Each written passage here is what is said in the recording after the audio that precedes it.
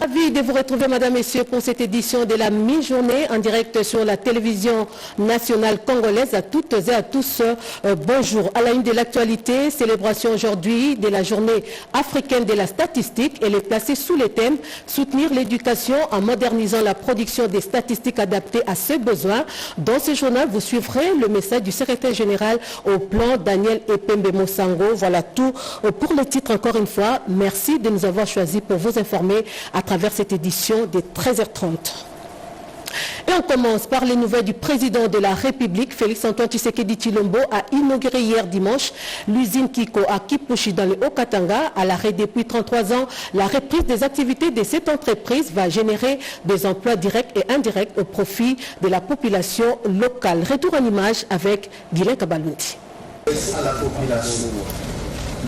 La symbolique est simple et forte. À travers ce geste, le chef de l'État relance officiellement la production des zinc à l'entreprise minière Kipushi Corporation, Kiko, située à 30 km de Lubumbashi.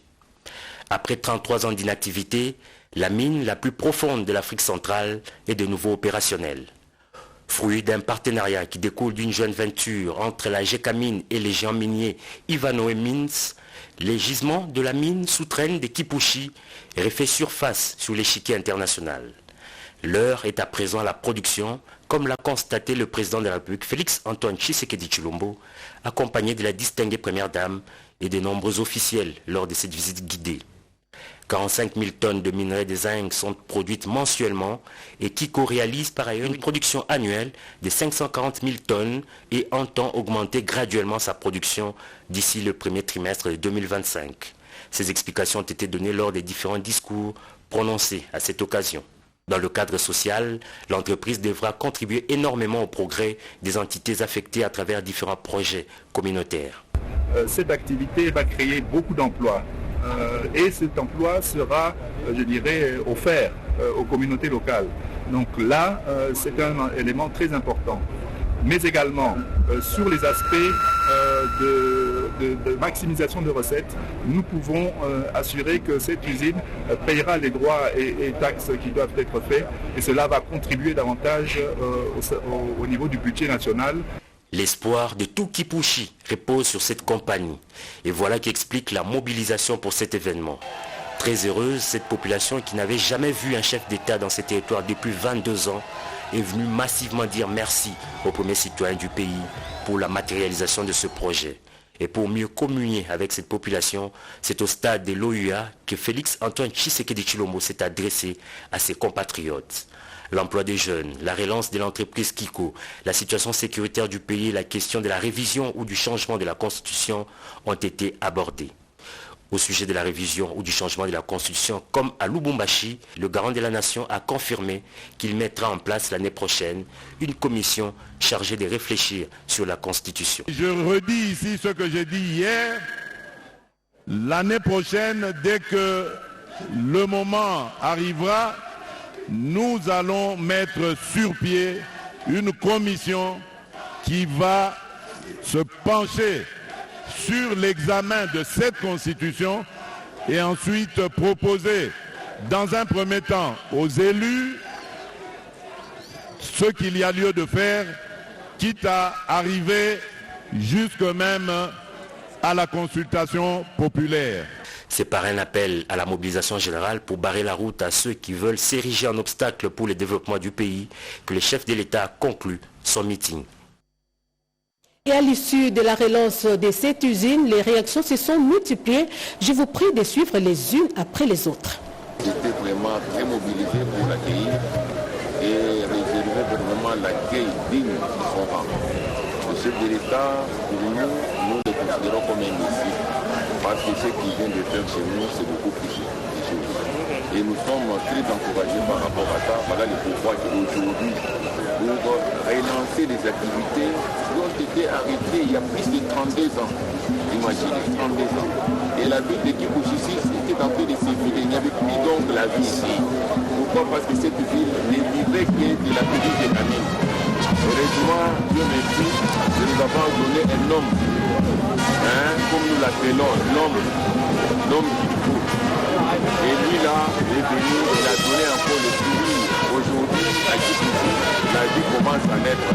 Donc pour nous, en tant que Haut-Katangais, nous ne pouvons que glorifier le bon Dieu de nous avoir donné Antoine Félix Tshisekedi Tshilombo comme 5e président de la République. Il faut dire que parmi les piliers de la campagne du chef de l'État, le premier pilier était celui de donner de l'emploi, de créer l'emploi pour le peuple congolais. Et l'inauguration de cette usine s'inscrit dans ce cadre-là. C'est une chose louable, c'est quelque chose que nous, en tant que représentants du peuple, nous devons encourager et soutenir. Le chef de l'État, Félix-Antoine Tshisekedi Tshilombo, a dit « Je ne pars pas dans cette activité seule sans m'accompagner des élus du peuple que nous sommes. » Et nous voulons l'encourager et aussi dire que nous sommes derrière lui parce que la vision qu'il a, c'est une vision noble pour le pays, pour le peuple congolais, de donner de l'emploi, de rendre autonomes les Congolais afin que nous ne puissions pas être dépendants des autres. Nous venons de lui témoigner encore une fois le soutien parce que nous sommes d'accord avec lui et nous sommes dans la même vision de la révision du changement de la Constitution. Nous sommes d'accord et voilà comment est-ce que nous nous sommes mobilisés et c'est juste un signal pour lui dire qu'on l'accompagne, qu'on est là pour marcher avec lui et concrétiser sa vision. Vous savez, il y a par exemple l'article 217 qui parle de l'unité africaine. Mais c'est la constitution congolaise, ce n'est pas une constitution africaine. Oui, justement, l'usine Kipushi Corporation Kiko est une usine très importante, d'autant plus que c'est l'usine qui va produire une grande quantité de zinc, qui est un produit très précieux. Et ce sera parmi les rares usines au monde à produire le zinc. C'est une grande innovation et ça fait que montre la volonté du président de la République quant à la création de l'emploi des jeunes. Et nous, en tant que députés nationaux, nous sommes venus accompagner le président de la République. Et après avoir inauguré l'usine Kiko, le chef de l'État, Félix-Antoine Tshisekedi Tshilombo, a présidé une importante réunion du Conseil provincial de sécurité. La situation sécuritaire dans l'espace Grand Katanga était au cœur de cette réunion. Les comptes rendus avec le vice-premier ministre et ministre de l'Intérieur, Jacquemain Chabani. On l'écoute. L'opinion doit retenir que le président a eu autour de sa table toutes les institutions et les personnalités concernées par la sécurité et la défense de la province du Haut-Katanga, mais par la présence du commandant de la 22e région militaire, on a eu l'avantage d'avoir la situation de tout l'ancien Grand Katanga et ça a permis de faire un échange d'informations et un échange sur la situation sécuritaire. Et le président de la République a eu aussi l'opportunité de donner des instructions claires et fermes aux différents services sur la façon dont ils doivent se comporter et prendre en charge la situation. Le rapport qui lui a été fait renseigne que la situation est relativement calme. C'est vrai qu'il y a certains faits qui ont été relevés, mais dans l'ensemble, la situation est relativement calme. Et le président en a profité pour donner des instructions en ce qui concerne les perspectives à venir. Tout autre chose à présent, la ministre de la Culture, Yolande Lébé, elle a participé aux activités relatives à la 10e édition du festival Amani, tenu à Goma, dans les Nord Kivu. Images et commentaires. La ministre nationale de la Culture et Arts, Madame Yolande Lébé Mandembo, a séjourné en ville de Goma depuis l'avant-midi de ce dimanche 17 novembre 2024, accueilli par le gouverneur de la province du Nord Kivu, le général-major Peter Chirimwamiku. Cette autorité vient participer à la 10e édition du festival Amani.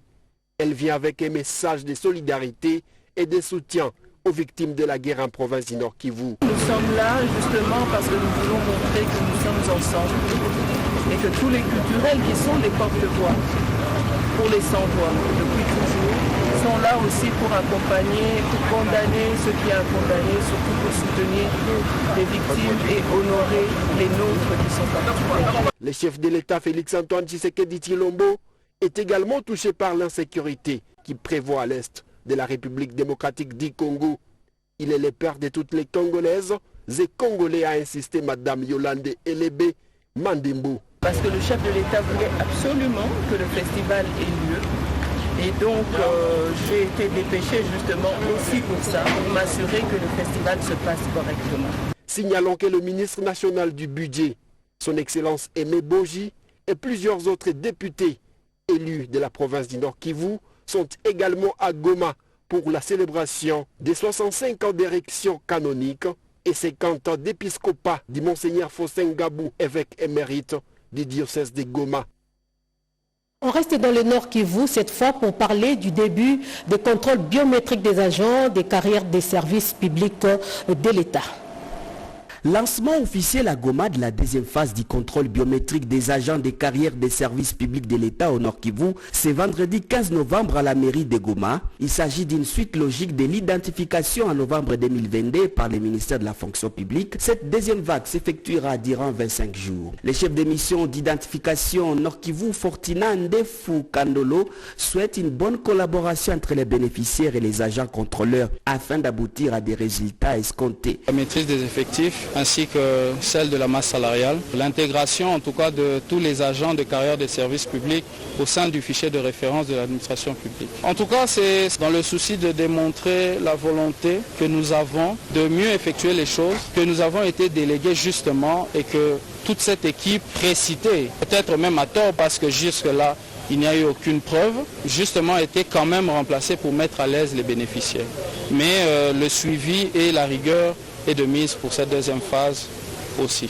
La conseillère du gouverneur en charge de la fonction publique, Maître Priska Luanda, a remercié le ministère des tutelles qui a entendu les cris de la population du Nord Kivu et a appelé au respect du calendrier. Et aujourd'hui, nous sommes très satisfaits par rapport à cette mission, mais nous continuons aussi à faire le plaidoyer par rapport à d'autres zones qui sont sous occupation du M23. Nous continuons à faire ce plaidoyer pour que quand la paix sera rétablie, que cette mission puisse revenir pour contrôler aussi ces agents de l'État. Les premiers Reste en province, le vice-ministre de la décentralisation et affaires coutumières, Mohamed Ndezi, lui, est en mission officielle à Isiro depuis le samedi 16 novembre 2024, comme l'illustre ce reportage de Nathalie Mboula.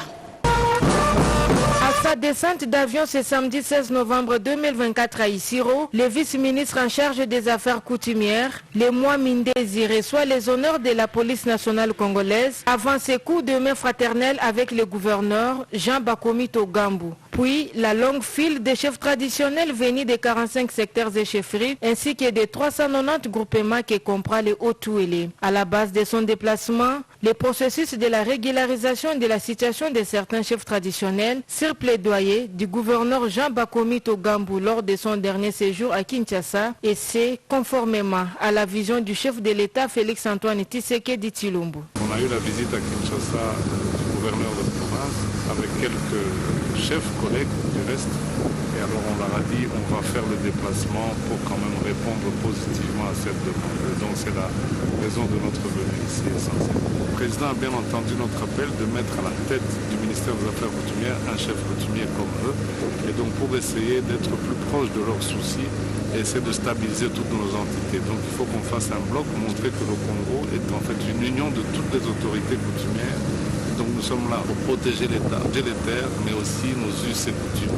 Au centre-ville, Mohamed Ndezi est reçu par le gouverneur avant de participer à la grande salle du gouvernorat à la réunion du comité provincial de sécurité élargie. Signalons par ailleurs que du vol transportant le vice-ministre a débarqué une centaine de policiers venus renforcer les effectifs de ces corps dont les Hauts-Touélé sur demande de l'autorité provinciale. Direction Hauts-Touélé à présent, pour bien assurer la protection des personnes et de leurs biens, les administrateurs du territoire et la police nationale congolaise viennent d'être dotés des véhicules dont du chef de l'État, Félix Antoine Tshisekedi et Tshilombo. On fait le point avec Damas Essolé. Tous les 6 administrateurs des territoires du Hauts-Touélé, dotés chacun d'une Jeep Land Cruiser 4x4 Pépin neuve, dont du chef de l'État Félix-Antoine Tshisekedi Tshilombo ce samedi 16 novembre 2024 à l'esplanade de gouvernorat de province. Dans le même lot, 10 autres véhicules à la police nationale congolaise pour bien assurer la sécurité de personnes et de leurs biens sur l'ensemble de la province. C'est le vice-ministre en charge des affaires coutumières, Mohamed Dezi, qui préside la cérémonie. C'était l'occasion pour le ministère de l'Intérieur, comme le chef de l'État aussi, de lancer un signal fort aux entités éloignées de Kinshasa, le OULE qui a fourni un effort constant pour la réélection du chef de l'État. Le chef de l'État veut stabiliser toute la partie Est et notre présence ici est justement le renforcement de cette cohésion qu'il doit y avoir entre Kinshasa et les provinces. Clé de contact de tous ces véhicules à la main, le gouverneur Jean Bakomito Gambou remercie le chef de l'État pour cet appui et exhorte les utilisateurs à leur gestion rationnelle. Au nom de toute la population du Haut-Ouélé, dire merci au chef de l'État, le président Félix-Antoine Tshisekedi, qui nuit et jour se bat pour que la paix puisse régner sur l'ensemble de la République. La promesse qui nous a été faite a été concrétisée. Nous veillerons à ce que ces matériels soient utilisés uniquement pour les besoins des services. Le commissaire provincial de la police et le représentant des administrateurs territoires ont tour à tour remercié le président de la République pour son geste. Afin d'exprimer leur satisfaction, une caravane est improvisée et sur la grande artère de la ville d'Issiro. En Ituri, le gouverneur militaire a procédé à sa marche d'endurance physique de chaque week-end. Le lieutenant-général Luboya Kashamadjoni a profité de cette marche pour inspecter certains chantiers dans la ville de Bunia. Junior Selemani nous en dit un peu plus. La sécurité et l'élan du développement enregistré depuis l'installation de l'état de siège en Ituri, c'est le point d'intercession entre le gouverneur militaire et la population qui a été émerveillée ce samedi 16 novembre dans les rues de la ville de Bunia. Nous vous aimons Luboya, les pères du développement. Le départ de l'état de siège fera pleurer de nombreux Ituriens. L'homme qui aime notre province de l'Ituri. Même si certains vous attribuent des mauvaises qualifications, nous vous aimons profondément. Nous savons d'où vous avez tiré Ituri et les chemins que vous avez tracés. Au cours de cet exercice physique, le lieutenant-général Luboya Kashamadjoni s'est également imprégné de la situation sécuritaire, sociale et autres de ces différents coins de la ville de Bunia, comme le dit le lieutenant Gilles Ngongo, son porte-parole. Chaque samedi, le gouverneur s'est donné une mission avec détermination d'aller inspecter les travaux, entrer en contact avec sa population. Et voilà, sous la pluie, nous continuons notre marche pour découvrir de plus en plus la province de l'Ituri et découvrir plus particulièrement la ville de Bunia dans le cadre d'apporter des solutions aux problèmes locaux et aussi aux problèmes urgents de nos populations. La pluie ne constituant pas un obstacle, le gouverneur militaire et son équipe ont procédé à cet exercice physique sous une cadence musicale pour assurer la population, ainsi montrer leur détermination à pacifier et à développer l'Ituri. Au Kasaï, le programme national de développement agricole a organisé un atelier de renforcement des capacités des formateurs sur la gestion de la chenille légionnaire qui ravage les maïs et autres cultures maraîchères. On fait le point avec Franklin et Claire Kalombo. Pendant 4 jours, 25 moniteurs agricoles de l'ONG HPP Congo et autres partenaires étatiques évoluant dans les secteurs de l'agriculture ont pris part active à un atelier de formation organisé par le Programme national de développement agricole PNDA en sigle. Cet atelier était basé essentiellement sur la gestion de la chenille légionnaire d'automne, principal ennemi de maïs et autres cultures maraîchères.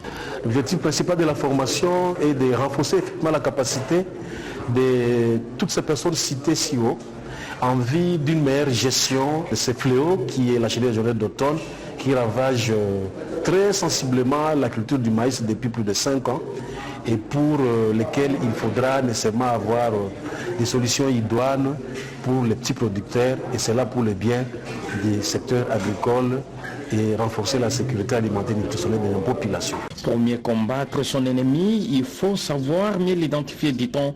Voilà qui justifie la descente sur terrain des moniteurs agricoles dans un champ de maïs où la chenille légionnaire d'automne se multiplie à grande vitesse, comme l'explique ici l'ingénieur Boucha Boubopé Gauthier, l'un des formateurs. Bon, ici, on est venu avec les participants. On est dans les travaux pratiques. C'est pour évaluer l'impact des dégâts de cette chenille dans le champ ici. Notons qu'à l'issue de cette formation des formateurs, un brevet de participation a été remis à chaque participant pour ainsi certifier toutes les techniques et matières apprises en vue de lutter contre la chenille légionnaire d'automne. Pendant ces temps, au Sud Kivu, 2 ateliers ont été organisés sur l'élaboration de la cartographie sécuritaire des territoires de Kabare et Walungu. Images et commentaires. Durant 2 jours, les participants ont réfléchi sur les problèmes sécuritaires de leur entité. À Kabare, le premier module sur la présentation des principales notions et sur les diagnostics partagés des sécurités a été développé par Méthode Nyamwaba, inspecteur provincial de la territoriale chef de pôle Maniema, Nord Kivu et Sud Kivu. Il a fait savoir que l'objectif de l'atelier est de restaurer et renforcer l'autorité de l'État sur l'ensemble du territoire national afin de permettre aux différentes structures de rendre les meilleurs services à la population et dans le but de s'aligner sur la vision du chef de l'État et du gouvernement de la République. Méthode Nyamwaba a recommandé que la politique nationale de la défense et de la sécurité soit fondée sur 6 fonctions principales, à savoir connaître, prévenir, anticiper, dissuader, protéger et intervenir. C'est ainsi que l'inspection générale avait commencé le renforcement des capacités et le partage d'expériences en faveur des membres du comité provincial de sécurité, des membres du comité local de sécurité de la ville de Bukavu et des membres du comité local des 3 communes. Méthode a ajouté qu'il a été décidé par la haute hiérarchie du ministère de l'Intérieur à Kinshasa de pouvoir étendre ces activités importantes au territoire. C'est ainsi que les territoires de Kabare et de Walungu ont été pris comme territoire pilote. Ces activités ont été tenues au même moment au niveau de Walungu où une équipe d'experts conduite par l'inspecteur provincial Jonas Moutiki Lutala et au niveau de Kabare, l'activité est conduite par Méthode Nyamwaba, inspecteur de la territoriale chef de pôle des provinces du Maniema, Nord Kivu et Sud Kivu, sous la modération de Raymond Kanendela Mototougou. Les participants ont été membres des comités locaux de sécurité, des chefs de chefferie et des présidents sectionnaires de la société civile dans toute sa diversité. Les travaux ont été ouverts et clôturés par les administrateurs du territoire. Et dans la province de Lomami, le gouverneur, lui, a présidé à Kabinda-Ville la cérémonie officielle du lancement des activités de prévention, atténuation et reprise aux violences basées sur le genre. Images et commentaires. Le chef de la mission de l'ABF-ND, Dr Placide Kayombo, a invité les travailleurs à éviter d'être auteurs et co-auteurs des violences basées sur le genre, exploitation et abus sexuels et harcèlement sexuel, de les abandonner et de dénoncer dans un bref délai tous les cas enregistrés pendant les travaux. C'est dans ces cadres que l'Association pour le bien-être familial et santé durable a été sélectionnée par la cellule d'infrastructure pour prévenir et donner la réponse à ces violences qui peuvent venir afin que les travaux de la route se passent en toute quiétude. Liliane Moussa Ouakazadi, expert violence basée sur le genre, VBG de la cellule infrastructure, a invité les travailleurs de l'entreprise et autres parties prenantes à s'abstenir de tous les actes VBG. Il y a des acteurs qui vont travailler dans le cadre de ce projet. Et ces acteurs, nous avons la mission de contrôle, nous avons l'entreprise, nous avons ABF.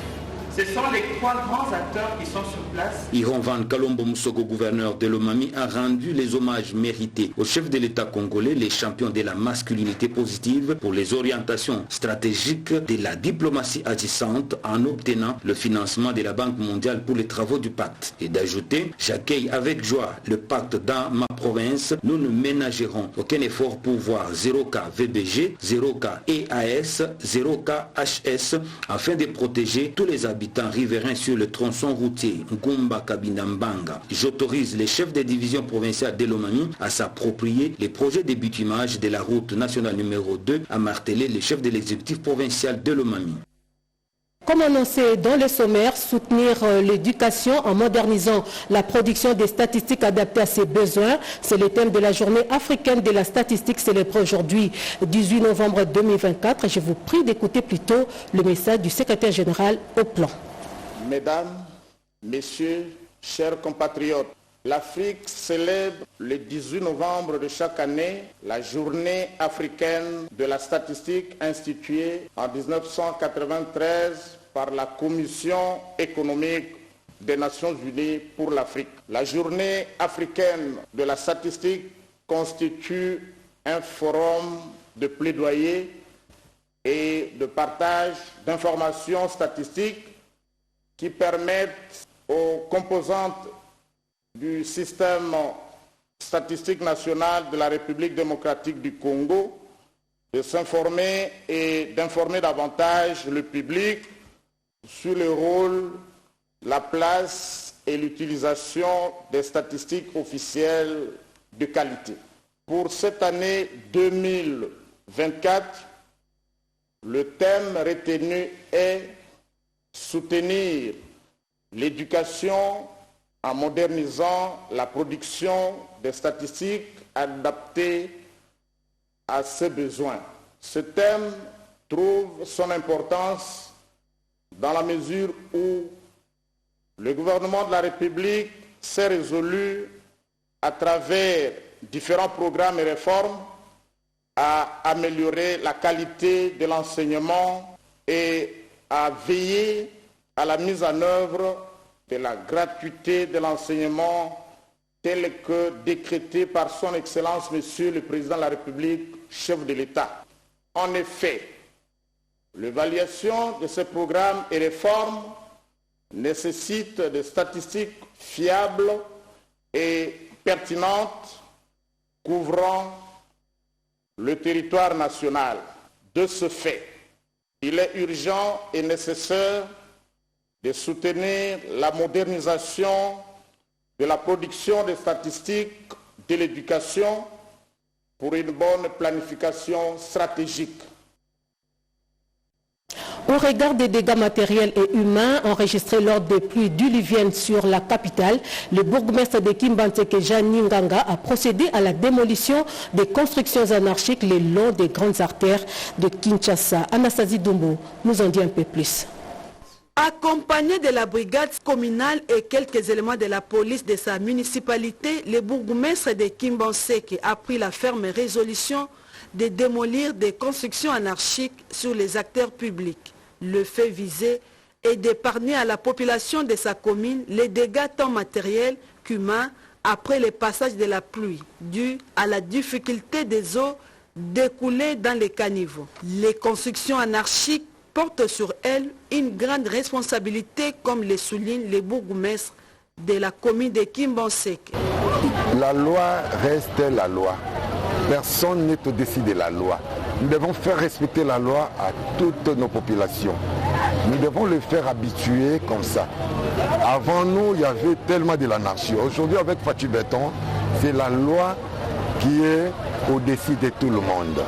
Donc celui qui construit anarchiquement doit subir la démolition. C'est ce que je suis en train de faire présentement.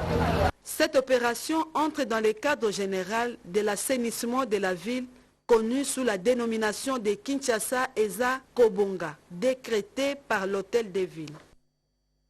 On passe à la revue de presse à présent dans une sélection et commentaires de Jean-Pierre Ndolo Demazou.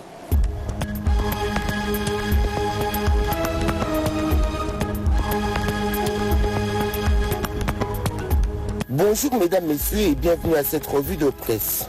Goma, 8 militaires des FARDC parmi les criminels présentés au maire rapportent le potentiel. 18 présumés criminels, dont 8 membres des forces armées de la République démocratique du Congo, ont été présentés samedi au maire de Goma dans le cadre de l'opération Safisha Nujiwa Goma visant à assainir la ville et ses environs. Parmi les militaires appréhendés se trouve l'adjudant en chef Faustin Chizurungu, affecté au front nord. Ce dernier se distingue par une accusation grave, tentative de meurtre, dissipation de munitions de guerre et abandon de poste.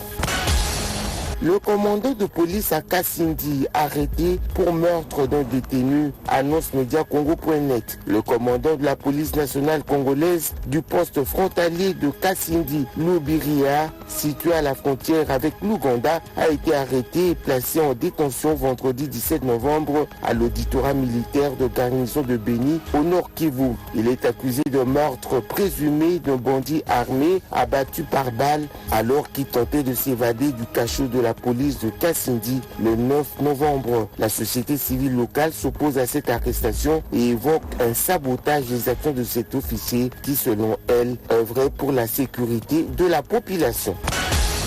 La République démocratique du Congo ménage de quitter la Cour pénale internationale si le mandat d'arrêt contre Kagame n'est pas exécuté. Un rapport des États généraux de la justice repris par le journal. La République démocratique du Congo envisagerait un retrait du statut de Rome, fondateur de la Cour pénale internationale, si cette dernière ne donne pas suite aux demandes de mandat d'arrêt contre le président rwandais Paul Kagame, jugé comme auteur des crimes contre l'humanité commis en RD Congo. Cette proposition a été émise dans le rapport final des États généraux de la justice.